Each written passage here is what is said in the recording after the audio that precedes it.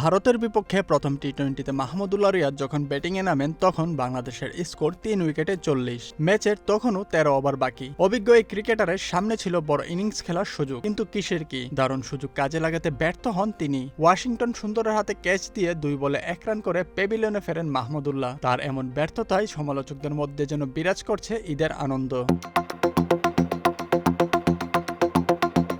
বাংলাদেশের ক্রিকেটে মাহমুদুল্লাহ রিয়াদের অবদান অস্বীকার করার সুযোগ নেই। বিপদে দলের হাল ধরেছেন বহুবার, চাপে পড়া বাংলাদেশকে করেছেন উদ্ধারও। অনেক জয়ের নায়ক তিনি, তবে সবকিছুরই সমাপ্তি আছে। জানতে হয় সঠিক সময়ে থামার, ঠিক সেটিতেই যেন ভুল করছেন মাহমুদুল্লাহ।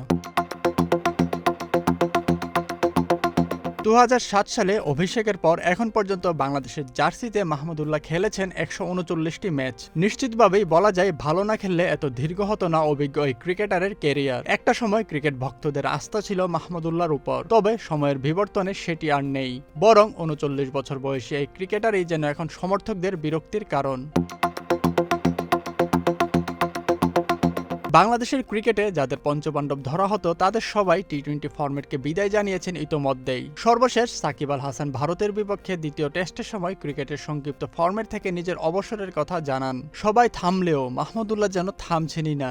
ব্যর্থ হওয়ার পরও নিজ থেকে সরে না গিয়ে খেলেই যাচ্ছেন তিনি। ঠিক সময়ে মাহমুদুল্লাহ যদি থামতে জানতেন তাহলে এত সমালোচনা তাকে নিয়ে হতো না। ক্রিকেট সমর্থকরা যে তাকে নিয়ে অযথা সমালোচনা করছে সেটিও বলা যাবে না। পরিসংখ্যানও কথা বলছে মাহমুদুল্লাহর বিপক্ষেই।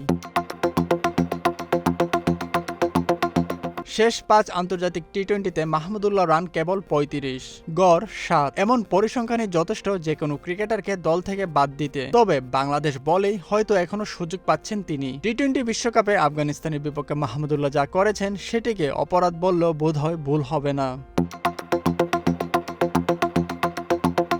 প্রথম টি-20-র আগেও মাহমুদুল্লাহকে নিয়ে উঠেছে প্রশ্ন। ম্যাচ পূর্ব সংবাদ সম্মেলনে অভিজ্ঞ এই ক্রিকেটারের পক্ষে কথা বলেছিলেন শান্ত, তবে অধিনায়কের আস্থা রাখতে পারেননি মাহমুদুল্লাহ। ইতোমধ্যেই সামাজিক যোগাযোগ মাধ্যমে তাকে নিয়ে শুরু হয়েছে কঠোর সমালোচনা।